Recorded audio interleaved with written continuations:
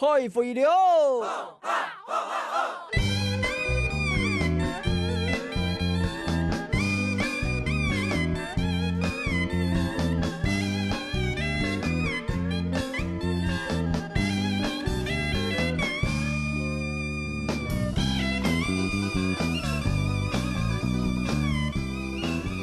听众朋友大家好，我是汪小琪，欢迎大家收看今日嘅全面大会。俩先呢，一路咧讨论一下话题，东西方言文俩个突然嘅走教哦。其实走教呢，就跳过呢突然采题回顺咩，又动到录音教会去改编教水啊、调模还种啊俩掉。不过俩经过安动年咧，俩偏嘅生态环境天天咧受到影响哦。所以今日一路咧讨论，求到公部门，从到咧两个学者专家强咧讨论，两个保育起南白云走被走得冲冲救救哦。立刻为大家介绍今天现场来参加的讨论来宾。第一位介绍邵界系建筑工业局嘅主秘尤正伟，尤主秘好。大家好，欢迎主秘。第二位来宾呢，呢邵界看到系桃园县的副县长黄宏斌，黄先生早。大家好。第三位来宾呢，邵界系中兴大学上课内嘅教授林信柱林老师。大家好，欢迎老师。咱个第四位来宾的邵界系土壤染环保护协会嘅会所卢敏慧卢会长好。大家好。好，欢迎大家都共下来，一在讨论哦。现在这个藻礁保育，无论是中央、地方还是人民，都是共同瞩目的重点工作了哈。不管怎么执行，大家的共识就是要彻底的保育。我们先来看一段影片，继续来讨论。经过多年嘅争取，农委会总算公告土壤滚线藻礁系野生动物保护区，保育嘅范围包含了滚线乡保生村到新福乡云县云岸两只种植嘅回顺地区，总面积有219公顷。那其他任何的开发或者其他的一个使用呢，我们就要给它限制。保护区的核心区呢，它也是做更相关强度的保护。只是目前是在河口方面呢，容许渔民传统的去捞捕这个鱼苗。要嚟反映嘅保护，強強嘅切體嘅藻礁生態就冇問題咧，係嘛？或是保護區增加兩年嘅時間，環保團體就檢測出台灣工業區老沿岸5公回順，偶爾重金屬、銅老染嘅含量係全台灣提高嘅，顯示出受污染嘅嚴重程度。那如果说吃20克的话，就是桃园的不能吃，好，然后那个云林、彰化、高雄，好都不能吃，好，然后还有就是新竹的话好像也有危险，云林也是有点危险。前日對嘅高嚇，嘅工業區嘅廢水嚇，佢排出嚟都全部污色咧啊！佢排出嚟污色咧嚇，佢流到外邊嘅河口嚇，嗰度藻礁嘅所在啊，嗰度藻礁全部死槍槍啊！看唔到任何嘅條動物，係講連藻類咧都看唔到啊！西部回順嘅工業老人工污染係長久以來嘅問題，水質又係藻礁生存下去最重要嘅關鍵。係講整體水質嘅環境冇辦法改善，發生保護區係為保護馬介諾。係講漸漸重視藻礁老生態環境，呢下呢又應該做馬介。都方面都都看到了口口实实的藻礁，我们先来透过一些讯息跟乡亲朋友介绍这个藻礁到底为何物哦。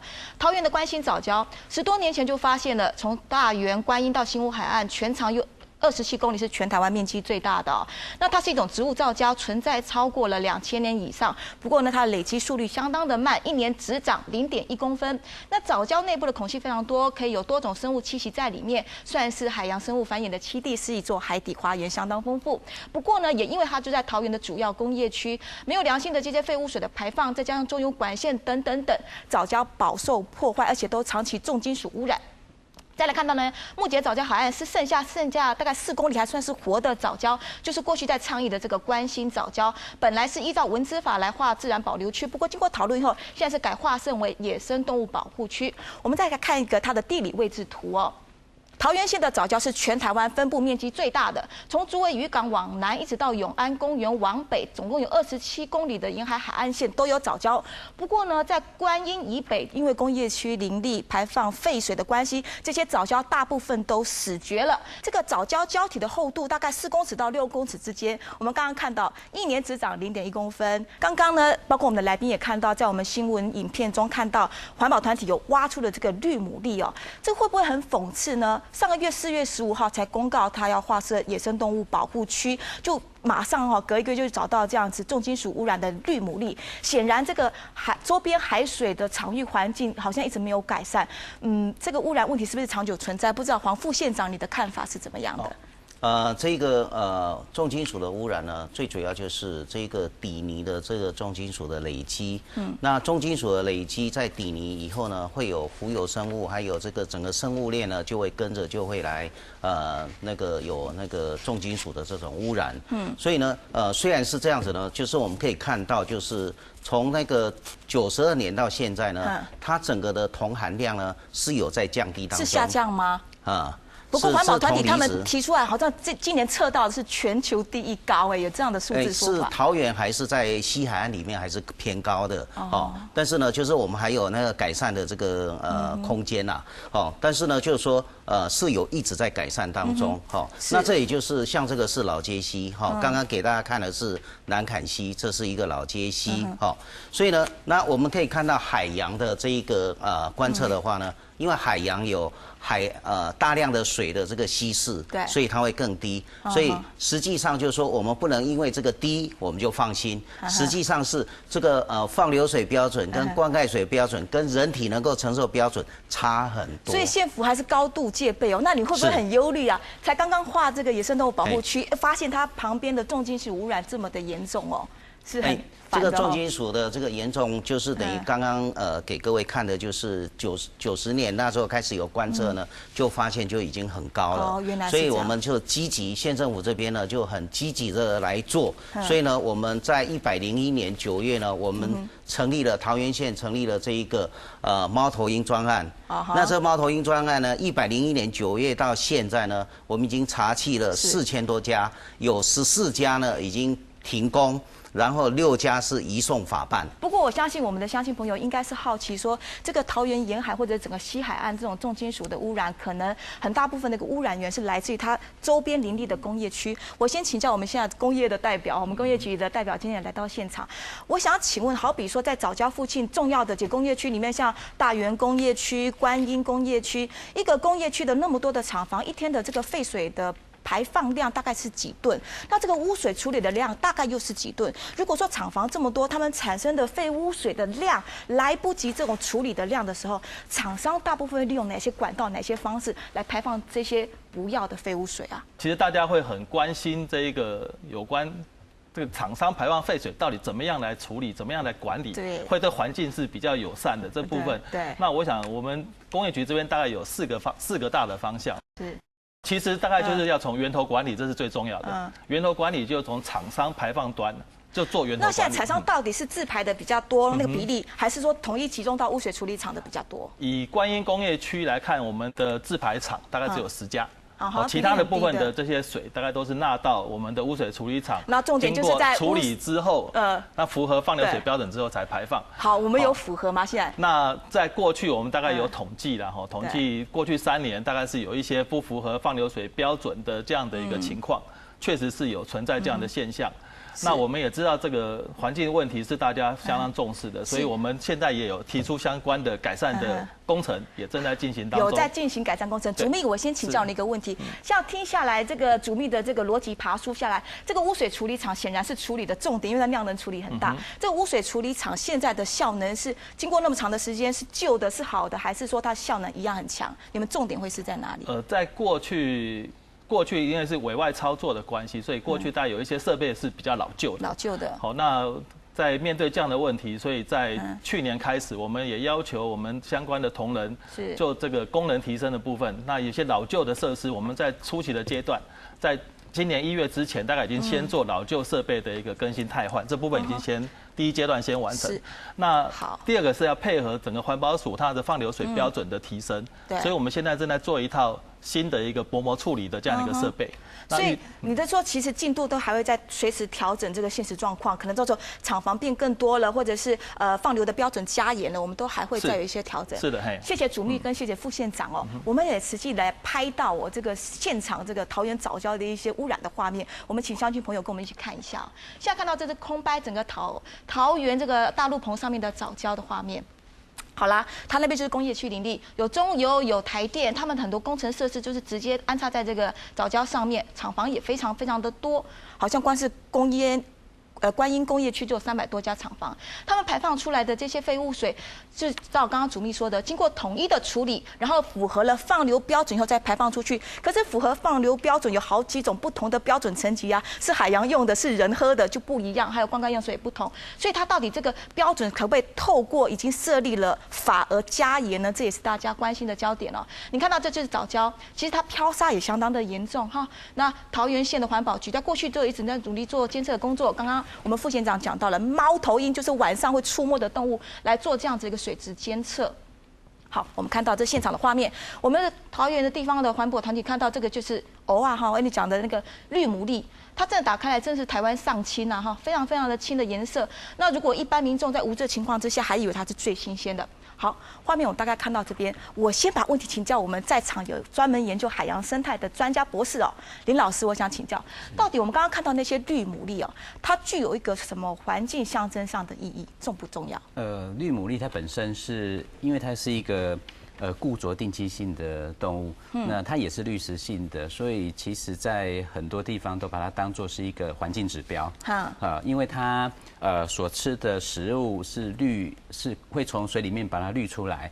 那其实为什么就是说现在其实工业区排的很多的水可能符合标准，对，排放水标准，但是还是发生这样污染的事情。对，那尤其是你可以看到那个牡蛎那个颜色变绿的，很显然就是铜离子可能过高。那为什么会这样？我想我们标准有改善的空间。因为我们所测的水质标准常常去测那个水里面的溶解态的或者是游离态的这种重金属。那这个浓度当然很低，可是实际上很多的重金属是附着在这个颗粒上面。那这颗粒又是牡蛎它主要的食物来源，所以它滤进去之后，它当然就能够显现出来。那实际上这个水质的标准，可能势必是要做检讨，所以监测的那种其实可以盘整调查一下了哈。是。那我想知道说，这个绿牡蛎是来自于海洋的重金属，那充满了重金属的海洋对藻礁有影响吗？当然会有影响，因为这个很多的重金属实际上对生物它的很多的生理代谢都是有毒的。有毒的，所以你其实可能只要影响到藻礁的可能某些重要的这些生物组成，它连带的就会透过食物而影响到整个，甚至我们知道重金属它在食物链里面它有一个生物放大作用跟累积作用。对。那你如果说到最上层这些石斑，那我们人又把它抓上来吃了，那这石斑可能它体内已经累积到的毒素是非常高的，所以这是一个很高的一个风险。我们再来看一下，其实这个重金属他们做的调查是这样哦，重金属排名污染，这个第1名首当其冲就是桃园的大园工业区，包含铅、砷、铜、锌、铁等，总分有119分。看到铜这个部分是全球第一，因为它测出来量数值是14，远比1998年香山绿牡蛎事件那时候含铜量的最高值还多了1.4倍。好，这是他们调查出来的数据。2009年的时候，观音工业区的联合污水厂偷埋暗管排放没有经过处理的废水，估计有上千万吨哦，那是多少的量哈？然后再来2012年到2013年的这段时间，环保署跟我们的桃园县政府稽查，你看这么多的家次，1755家告发了420家次，有10家的工厂被告发停工，这是多严厉的处分哦。那5家呢涉及不法利得裁处，用行政罚来追溯它的不当利得，这都是相当高的金额。那再来呢，我们看到观音工业区的不法利得总共被追1.3亿元。不过我有义务跟观众朋友报告，这个案子后来送上去打环保署是败诉的，所以就重罚不成。好，再来看到2014年。就最新我们桃园的在地联盟采集到的这些重金属污染，卢老师，你一向都在桃园生根啊，对这个环境议题相当的问题的非常了解。你看它一系列看下来，桃园藻礁也是你关心的议题之一。你觉得这个环境污染没有被解决之前，划设保护区对它的重要性在哪里？你觉得它最重点要在哪里？观音工业区的污水处理厂在设厂的时候，可能是前5年，对，它的污水处理能力是够的。可是那时候我们台湾正好在经济起飞，所以各工厂呢都很赚钱，都努力的扩厂，都努力的生产，所以污水量就越来越多，越来越多。厂房也越来越多了呀。是啊，厂房，这些企业家，他们有升级有增产，但是污水处理厂本身没有更新，没有增加设备，处理不了那么多的水，所以呢，偷排就开始产生了。桃园的这些藻礁的死亡沉积，不是最近这5年10年的事哦，只是因为中油挖掘，它要埋那个输油管、排气管、输气管，把它挖出来，问题才凸显出来。是。而实际上它的污染呢，是这30-40年来所造成的，到现在几乎死掉了，几乎死掉了。现在要保育嘛，哈，你看现在有划设的这个野生动物保育法哦，这个有这个区来管制它，你觉得这个对我们保育藻礁，是有这个直接帮助的吗？还是你寄予厚望，希望有这个法来加强监督这个水污染的部分？我们民间单位在地联盟等，我们希望是用文资法的自然保留区。可是我要请教副县长。这个法有什么不好？为什么桃园县政府不愿意用？那你现在要用这个野生动物保护法，这个法好在哪里？为什么你们要用？这个待会我们会请相关单位来做说明。好了，谢谢老师点出这个问题。不过呢，我们讲到就是说，现在桃园藻礁面临的2大危机，一个是可能算是漂沙，这比较物理性的哈，它第2层面比较好解决；一个现在更迫切的是一种化学污染的妨害，然后就是现在工业区的这个厂房不断在膨胀增加，他们排出来的量，假设我们的污水处理厂没办法负荷，或者它设备没有办法动能更新的时候，这个怎么消化？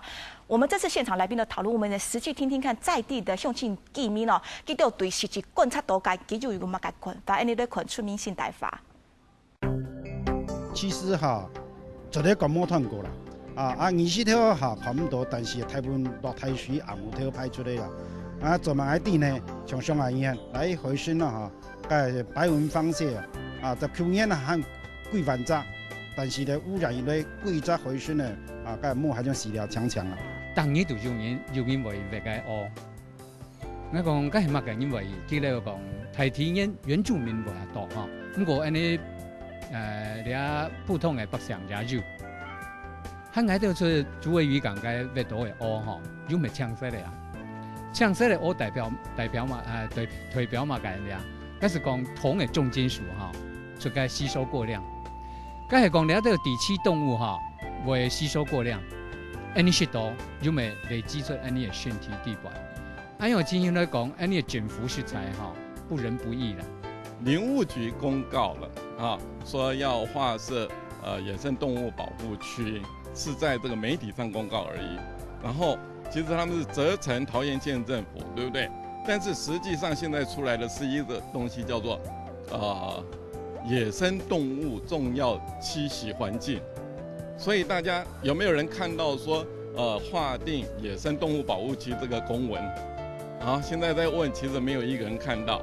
林務局啦同步來劃設野生動物保護區，不過我哋農業局都見他們公布為野生動物保護區，我知道佢哋是冇事，係啊，我嘅看法是，你土安樣嘅意思係乜嘅？佢主要是對了這個工廠表態啦，我哋各位廠商大家安心，我們會為大家的這個利潤呢不斷的對努力，請大家相信我們，差不多是安樣嘛。收集村民朋友的意見，大概講到2個啦。一個說到底這個地方政府或中央的環保相關的單位有沒有涉及縱容讓這個工業廢水這樣毫無管制的排放。第二個當然講到說這個設置了保護區，到底這個白紙黑字的公文在哪裡？我們分階段來討論。黃副縣長，您剛剛提到了其實我們針對這個打擊這個污染防治的問題，我們過去都是雷厲風行一直在做了啦那我們觀眾其實應該很好奇的是說，藻礁的過去跟藻礁的未來，現在身份的轉折一個很大的不同，是因為它得到大家的矚目，現在已經是要升等變成保護區了這個區這個法之後，我們縣政府在地的這個主管政府我们对这个法会有什么更强度的管理效能，在这个环境污染防治这一块？其实影响藻礁生长呢，最主要是漂沙，第二个是污染，对，第三个是人为的开发。是。好，那像人为开发，就像说中油的这个台中到大潭这边的天然气的这个油管的这一个直接就切开了嘛，是这样子。所以呢，就是漂沙的话，我们没办法控制。其实这漂沙在94年的时候呢，中油那个在环评，就是说要埋设这个天然气管的环评的时候，还没有看到藻礁。哦，这样是97年呢，他开始挖的时候呢，才发现下面有藻礁。好的。所以其实是97年才开始。所以呢，我们现在就是说，漂沙我们没办法处理。那人为开发我们可以禁止。对啊，我们现在也有法啦。那再来就是污染这边我们要来处理。所以呢，刚刚也提到老百姓也提到，就是说工厂都是在晚上或是下大雨的时候偷排，假日，假日，所以猫头鹰都是什么时候出来？晚上出来，所以我们的同仁呢就分日夜2班呢，上来晚上来抓这个偷排。刚刚我们看到手板资料有看到说，这种行政罚法开始以后，这个追溯不当利得哈，当然可以起到某一定的下阻作用，因为厂商其实不怕罚小钱，他罚得起。那可是大钱又罚不到，如果你无法祭出勒令停工或停业这样子严厉的手段的时候，厂商他不怕啊。那所以我们在这一点上，因为刚刚你提到哈，其实开罚真正的厂商还是个位数啦哈，还是那个数量并不多。因为从实际上抓到的查缉成果跟反映在海洋上受到的污染的现况，好像还是不成比例。这个部分你有没有解释？这个是这样子，就是这个不当利得呢，我们在前年呢就曾经空气污染这边呢，我们就抓到一个那个假造数据的，结果呢我们就罚了他9亿。所以我们也特别把左那一位同仁呢变成科长，所以我们都叫他9亿科长。这好了解啊。所以呢，这个不当利得呢，我们一定要很明确，就是说真的是这一家，所以我们才会用这么多那个科学仪器呢，要能够很明确，就是你这一家放的。是。那你这一家放的话呢，我们就可以追溯前5年的这个不当利得。是这样子。原来是这样。好，主秘，刚刚副县长这边谈到，其实可能是工业区外围的那些，可能包括有登记或没登记的各种厂商的污染的情况呢哈。就我们工业区里面来讲哈，我们工业单位当然就是招商辅导鼓励了哈。但是现在整个社会氛围不一样了，这个环境的保护强度也不同了。针对这一附近的藻礁，现在在升等之后哈，这个位置上的改变，我们工业区的这个辖境内的管制，你刚刚说有改善提升计划，能不能具体跟我们说？刚刚提到说，我们已经把老旧的设备的部分，在今年初1月之前，大家先把它更换的，包括刮泥机、曝气机等，这个已经完成了。对。那目前我们在做一套高级处理设备，就是叫生木薄膜的处理系统。对。那这一套系统完成之后呢，它将来的处理的能力，它的水质可以处理到符合环保署105年的放流标准。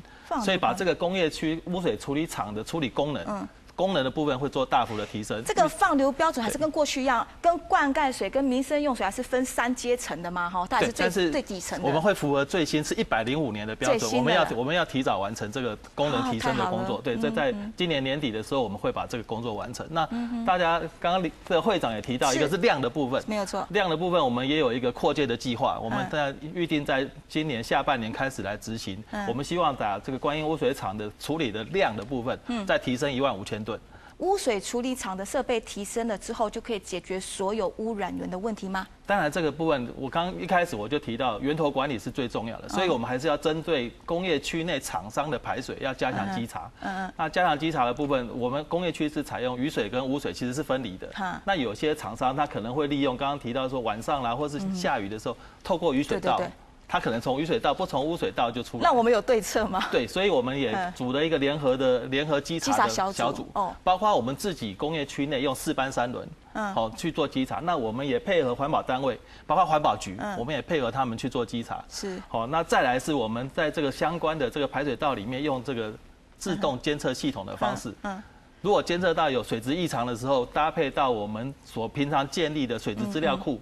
我们就可以先初步研判，可能是哪一家工厂所排放的废水，快速的到那个地方去做稽查的动作。是。那如果抓到的话，这个情况我们大概会报给环保局，会做处罚，甚至最严重的话也会做断管的动作。卢老师，你刚刚听到，其实公部门他们有一些对策，有一些精密的工具可以去防堵。不过这是台面上看得到的，事实上排废污水还有一个很大的一个问题是藏在地底下的偷埋暗管，不管是绕流，不管是暗管，很多啊。听说桃园地下都是暗管，你的观察怎么样？这个废污水的很头痛啊那你有没有什么问题要在这里现场提出来的？刚才刘主秘还有副县长的回答，其实我们蛮肯定的啦。就是最近这几年来，政府有一些单位动起来了，可是呢，就像刚才主持人所说的，台面上看的都很努力在做，但是实际上还是有很多盲点，而且也是我常常不以为然的地方。也就是说什么？也就是很多地下工厂、违规工厂是那这些执法单位去看的时候，因为他没立案，所以我无法可管，那这就很奇怪了。那反而可以放生了耶？对啊，是这样吗？所以呢，我是要趁这个机会建议一下，我们工业局或者是环保署、环保局，对于这些违规的地下厂，那更要加强才对。副县长，地下厂我们有地下厂，我们一般是用违建来拆除。所以像最近我们在那个观音跟新屋那边呢，只要就是说没有登记的我们都是以违建来拆除。违建拆掉就是他连想运作都不行，这样子就对了。是，让他没办法运作。但是就是说真的是像雨后春笋真的是还是要再继续拆就对了。春风吹又生，就只能一直不断插气。卢老师，对不起，我插嘴一下，也就是说刚才讲到说会去拆除，那我就想到我们一些违规的房子。几年以前可以不拆，几年以后才要拆。然后呢，查报之后来排的话，要排10年、20年之后才会拆光。那这样子，我们那些违规工厂如果也是这样子的话，那我们的污染是没完没了。那要救这些藻礁，实在是很难的啦。老师，其实你看你桌上你放了一本厚厚的像砖头一样的研究报告其实里面针对你做的藻礁做了相当多的研究。藻礁最大的破坏杀手当然就来自于这些化学性的污染。你的观察又是什么的研究成果？是，那我想水质污染是一个优先要解决的。那当然除了这个刚刚所说的这些重金属或其他的工业污染之外，另外我们在过去的研究里面，我们其实发现一个很大的另外一个污染源是从家庭污水或者是农牧的废水来的这个营养盐的浓度非常高，相对感觉比较有机耶，老师。是，比如说像是这个氨氮。那这个很明显的就是从这个家庭或者是农牧废水来的。那这个其实对藻礁也是会很大的影响，因为它会刺激很多的大型藻类会长得很快。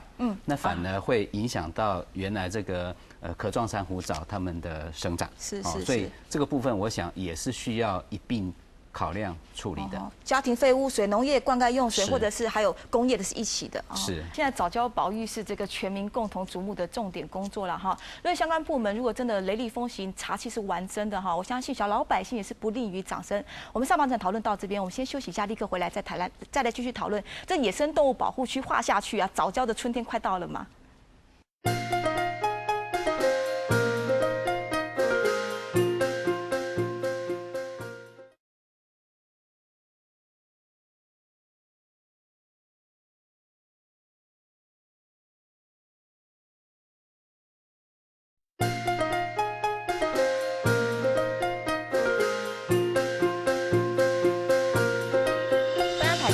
讲头类的出名台府该讨论现状你有土台家的惯性走教。下半场呢，我们也很荣幸邀请到的是林务局的副局长杨宏志，杨副局长好。主持人好，各位观众朋友大家好。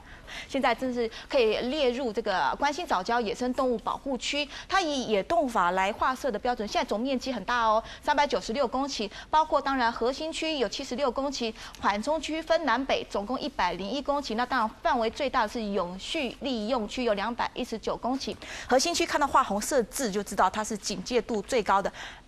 没有任何人可以进去啊，除非是学术研究，你还要申请。那缓冲区是要在社区的带领之下才可以局部的放人进去。那永续利用区就是任何人都可以进去。副局长，欢迎你来到现场哦。我想先请教一下哈，这个其实藻礁这一块在7年前环团开始倡议的时候，那时候在林务局都是用文资法来列册追踪，是朝着自然保护区的方向前进的啦，保留区。那现在怎么会改划成这个野生动物保护区？藻礁是植物造礁为主的礁体，这个保护对象有没有失焦？其实野生动物保育法或者是文化资产保存法，它面临的是2个不同的一个标的。那文化资产保存法看到的是一个地景地形，野生动物保育法是看到一个河口跟海水交流的一个生态的环境。所以我们刚刚有讲说，藻礁，刚刚讲了那么多哈，我倒是说，是不是可以让林老师哈，再把那个藻礁哈，因为我觉得一直在失焦，就是藻礁实际上跟民众看到的东西哈，应该还是有一点差距啊。因为林老师他做了这样的研究，我们也非常感佩他在这上面的努力啊。不过现在很确定，就是污染一定会影响到藻礁的生长吗？那其实不尽然，就是当时副县长也谈到，就是藻礁的浮现是做了凸体。因为向北部的时候造成淤沙，南部的被掏空，才藻礁出现。那是不是可以请林老师再把藻礁到底它的怎么样的定义，甚至是说我们看到的那个到底是不是藻礁哦？科学人讲一些话才比较适合。林老师，副局长一直呼吁，来吧。是，谢谢。我们过去的研究大概也显示，其实我们可以说，藻礁就是在水比较浑浊的状况之下。那么它所形成，那如果说水比较清的话，理论上应该是形成珊瑚礁。可是因为珊瑚礁不能在水太浊的地方生存，所以在那个地方，因为时代的演进变迁，那可能在7000年前那个时候环境会比较好，所以在那个时候水比较清的状况之下，可能有一些珊瑚礁，那夹杂了一些这个珊瑚藻哦，那么它共同形成。可是在7000年后现在的环境，那因为在那边可能地质的关系哦，那么有一些漂沙的影响，水就会比较浊。在这种状况之下，那么珊瑚它虽然可以长得比较快，理论上它1年可以长1公分，对，哦，那么可是，在那种环境之下，它就没办法长，所以取而代之的就是珊瑚藻。所以为什么我们在那边会看到珊瑚藻，而没有看到这个珊瑚礁？哦，那么原因就在这里，而且。就是因为这样才形成了藻礁。所以重点就是说，其实在藻礁分布全台湾，其实就是桃园会面积比较大嘛，因为它有它自己生成的地理条件。好，那现在不管是我们副局长他关心到的这个漂沙问题也好，或者是化学的污染也好，其实对藻礁它都是某种程度上都受到直接的影响。那我想我们现在要聚焦讨论的一个问题，就是说我们现在社会有共识，付诸行动，现在有了法要来做保育哈。那现在藻礁这一块地区。我们怎么样进一步的，又透过法的规范来提高它的强度，应该是我们现在比较关心的。林老师，你的看法？是，我想，今天既然划了保护区，对，那么就应该可以，就是说可以投入一些比如说基础研究，因为我们过去当然是为了说要有一些基础资料来做这个划设保护区的依据。可是我想，因为这个环境一直不断的在改变，那甚至污染，我想也是还是存在。哦，那甚至有一些游客的或者是说渔民的一些，或者是周遭一些可能一些游客来自于这个干扰，比如说踩踏，因为其实这个藻礁是很脆弱的哈，但是我们一直看到有很多的就游客在上面踩，所以这个各方面，我想是必须要各个击破一下，那甚至要同时持续要做监测。是。好，那老师刚刚其实听到了这个，他们现在是划设这野生动物保护区嘛哈，那不过现在还只是这个重要栖息环境啊。不过你对这个你有没有一些小小的忧虑，或者是想要提出来的呢？我想讲出我们这些在地居民的声音。既然划成这个野生动物保护区，那请问我们的标的物是什么？不是我会问而已啊，一定会问到底是保育些什么？是就像说我们在七股溪地那是黑面琵鹭，很清楚。那么在桃园藻礁，既然是野生动物保护区，那哪一种生物？这是大家想要知道的。副局长，我们是保护藻礁吗？其实如理事长刚刚讲的啊，其实藻礁它是一个无生命的礁体，刚刚林老师讲的非常清楚。那因为它最主要是一个所谓的珊瑚藻，它是一个植物，所它死亡成垒在那边的一个，等变成一个它的一个这是它植物的尸骨啊，不是动物啊。那我们动物法留在那边啊。那野生动物保育法它主要是保护整个它的生态环境，所以当时湿地协会在做的时候，它这边有很多乡土珍贵的一点物种，不管是鱼或者是鸟类，都在这边当成一个底栖。那如果说我们把这个环境如果保育的，连这些指标动物都可以生活在这边的话，其实藻礁的目的就已经达成。但是我想问一下副局长跟副县长，我对其实这个藻礁的保护呢，实际上是这样，就是说一般可能有台湾黑熊的保护，那或是黑面琵鹭，但是为什么这里藻礁到底它的对象是什么呢？因为藻礁本来就是一个生态系，我们要保护一个动物的话呢，应该它要有包含它的栖息地、觅食区、避难区跟繁衍区，有这4部分。那这个野生动物保护法的话呢，最主要就是要营造这些栖地，让这些栖地呢不要被人为破坏，或是这是生态系的一个环境概念。李老师，我先简短让你讲一下，我待会要补充。来，老师说。对，我想刚刚副局长还有副县长讲的非常对。我们在这边，我们其实发现的是129种的生物，那么而且我们也跟高美湿地跟这个新竹香山湿地做了比较，那是他们的5倍跟8倍之多，所以整个西海岸而言，我想维护一个栖地，它而且有这么多的这些物种在这边，这是非常珍贵，应该就是要保护。稍后来宾其实提到他们我也跟卢老师说明一下，他们认为说这个藻礁那边生态，他们所调查到的它的生物多样性丰富度是高美湿地的5倍之多了哈。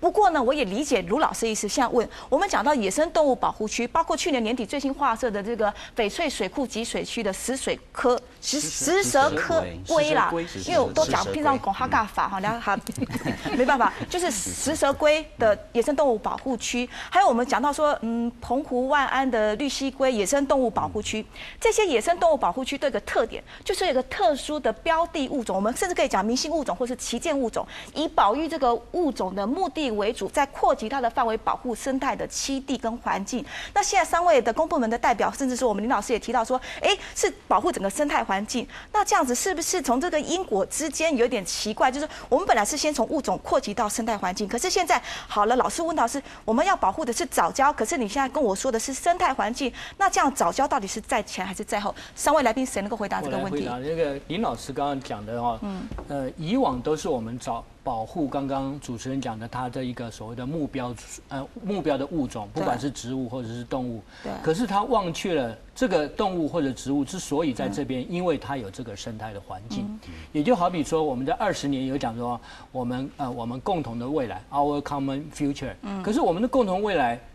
那个您的未来跟我的未来不一定一样，美国人的未来跟印度人的未来也不一定一样，所以他后来讲说，其实是我们应该把所谓的绿色的经济顾好，才有我们大家一致的共同的未来，所以越来越所谓的深层了。那所以我们刚刚有讲说，这个区域它是保护它的河口跟海口之间生物的多样性的一个这样的环境。如果我们把这个环境保护好了以后，藻礁必然保护好。其实我们更深层的是在这个前年局长到了县地以后，他找到了6项的指标。主持人刚刚也讲到，不管是物理化学，反而是我们说，如果把这个环境弄好了，当地的居民其实是一个健康的环境，反而是我们更贞洁的地方。副局长讲的是好，但是这样听起来是连带保护藻礁，而不是主要保护藻礁，是这样吗？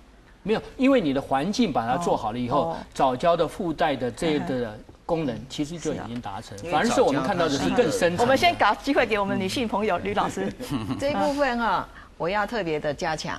我们在保护藻礁，不是要找明星物种。我刚才那样问，不是要找旗舰、找明星物种，都不是。其实我们要保护的是那个栖地，没错，整个环境。因为那个栖地其实就是我们罗贝鱼虾，是啊，小 baby、唐白鹭，还有那个海星。是他们的育婴床，这些小鱼小虾能够长大的话，才有大鱼。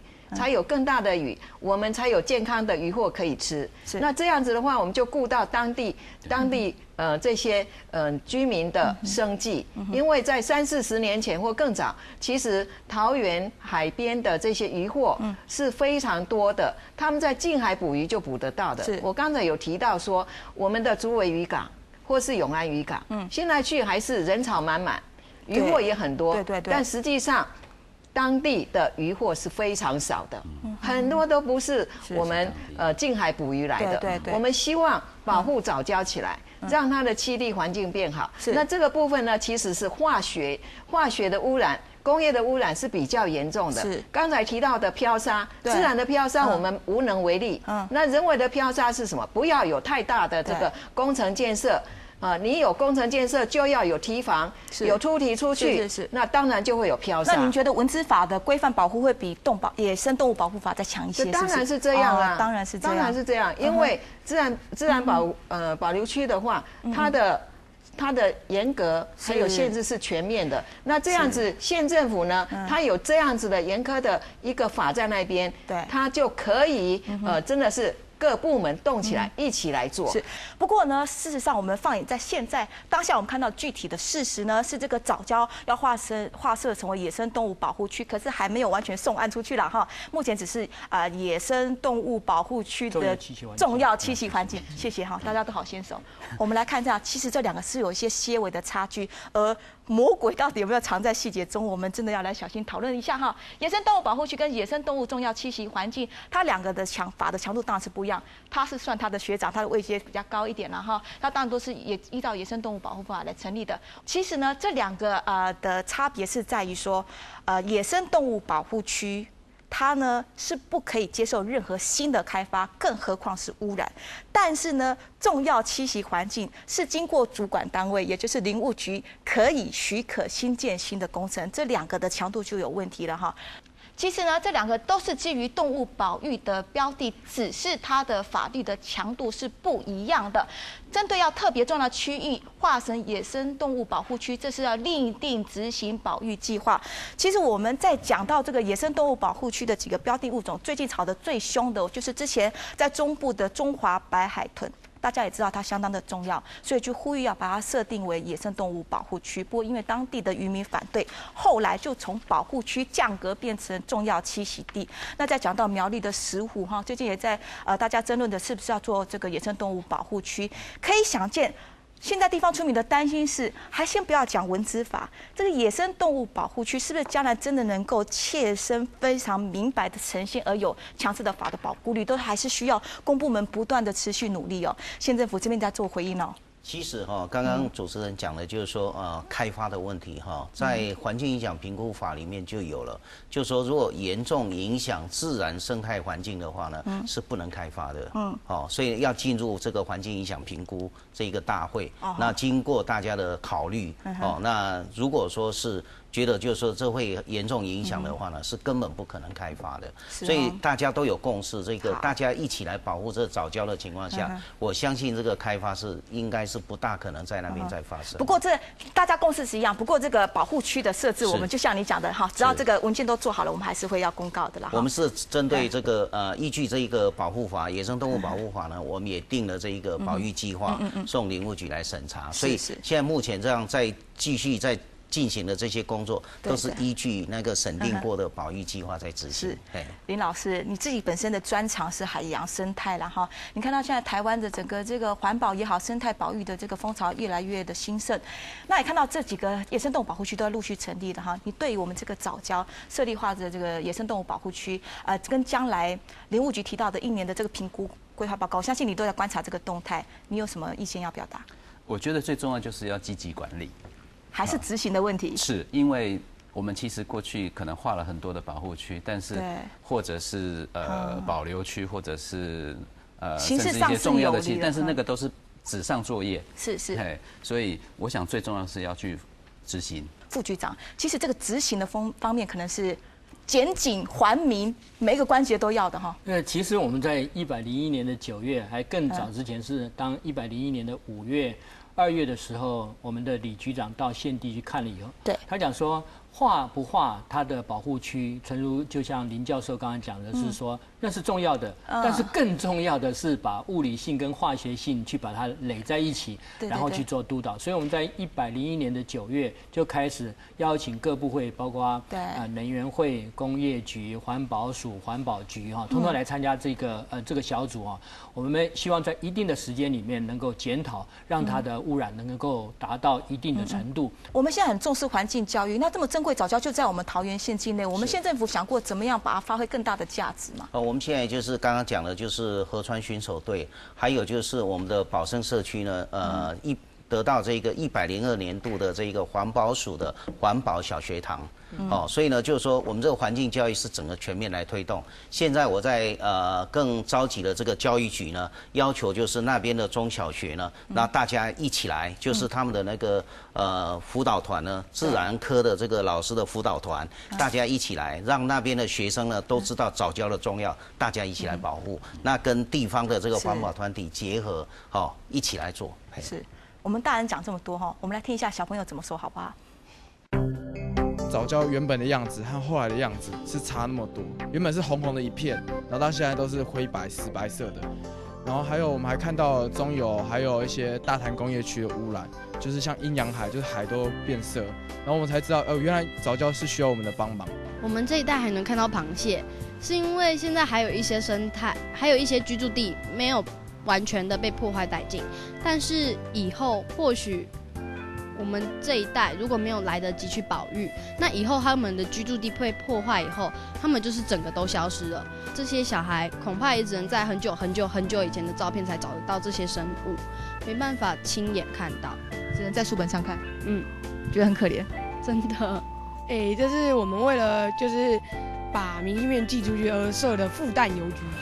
寄什么明信片？就是寄一些我们学生自己画的明信片以及拍的照片，希望我们寄给国家机关，然后希望他们跟我们一起来保护藻礁。小朋友很可爱哈。其实现在我们的下一代、下下一代哈，他们开始体验到环境周围的自然生态跟我们的人哦，其实是密切相关的啦哈。虽然说有科学研究说，世界上任何一种物种消失跟人呢都没有完全绝对的关系，但是我想这样说法很悲观，因为其实大家都在同样的循环的生态系啦哈。那讲到这边，其实我们要想到就是说，其实藻礁在过去一般人的看法，就非学者专家来看，它不过就是冰冷冷的，甚至受到污染以后已经变成灰白、死灰白颜色的这个胶体哦，它到底跟人可以产生像有血有肉的连结，让人主动产生一种情感或者是一种自由意志，是选择愿意亲近它，然后进一步就保育。我想教育很重要，公开的资讯透明也很重要，让人知道它藻礁是什么嘛哈。那所以问题我想请教卢老师，你一直在地耕耘，你觉得哈现在的这个整个社会的一种教育形式的一种风潮？我们发现这个地方很重要，发现藻礁某种程度来讲可以印证人类的发展历史、环境生态的演变，它的重要程度这么高，我们怎么样在我们这一代也好，或者是更重要的青年学子们，怎么样把他们注意力拉到这边，大家有更先进的价值观跟意识，是可以共同来保护的。藻礁不像珊瑚礁那么漂亮。藻礁也没那么像珊瑚礁那么坚固，它也不活泼，也不会动，就是静静的。所以既然没那么漂亮，大家就不知道它的珍贵，没有去珍惜它。像保生社区或者是永安社区发展协会，他们都是自动的导览解说，是那很多关心的人一去之后，那需要解说，他们都是无偿的，义无反顾就会开始做说明解说，那带他们走比较安全的路线，不会破坏到藻礁的部分，让他们去亲近。这个生态方面的这个价值的巩固跟维护，我们将来作为选择它作为环境的场址，我们这边县府有没有过什么计划？这方面的话呢，就是像刚刚讲到，就是保生社区就得到那个环保署102年度的这个环保小学堂。那另外呢，就是我们也发动这一个永兴、永安跟保生社区呢，来组织一个河川巡守队。那企业界呢，前一阵子也捐了一笔钱呢，让他们有一些巡守的这一个一些设备。但是这样还不够，就是我们就是要组织这一个国中小的这个自然科的这个辅导团，大家一起来。那这些经费的话呢，我们都会来编预算，没有问题的。副局长，现在生态旅游也很夯，这可以做生态旅游吗？生态旅游林务局很早以前就是开始推动，所以我们在全国有8个环境教育中心，是在环保署第1期的时候，16个我们就得到8个，所以林务局在这上面的扮演角色是非常吃重的。所以刚刚主持人有讲到说，我们新竹林区管理处跟保生跟永兴来合作的时候，它的科目里面就有说，请社区的民众先针对那个环境做一个资源调查。资源调查完了以后，他做一些所谓的解说的一些教案。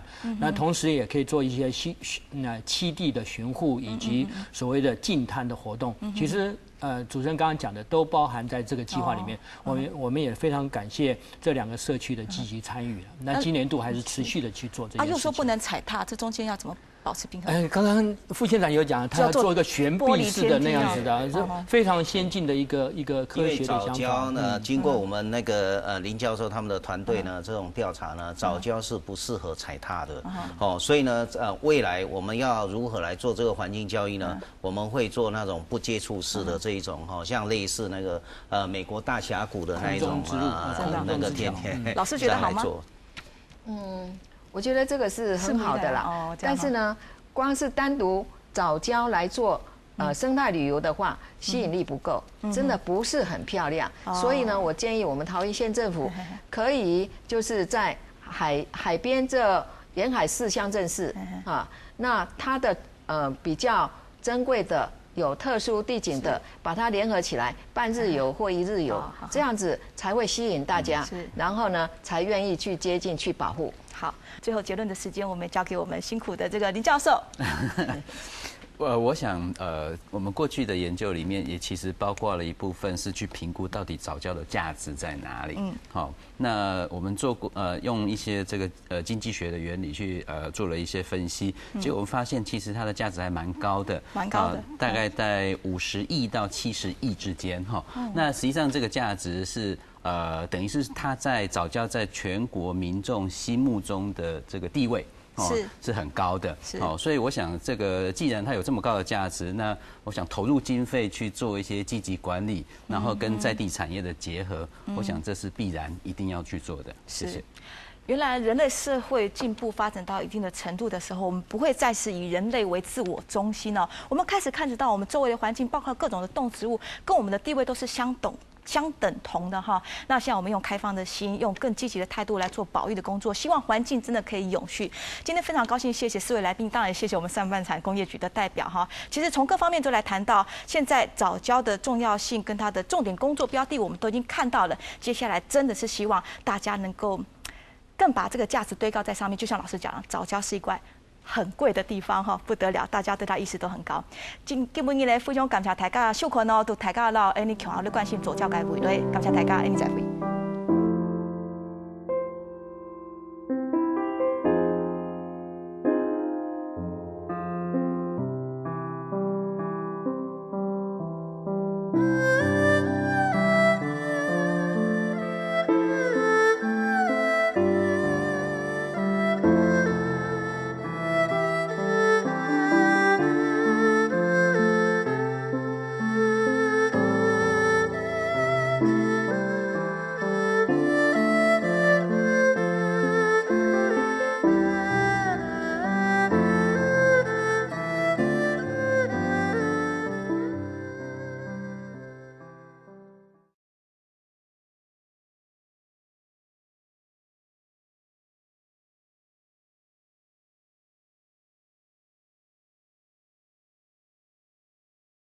没错，那个国家公园警察最主要是在自然环境的保护，还有生态保育。所以如果有相关的对我们环境的一个影响的问题，我们也欢迎常常利用我们的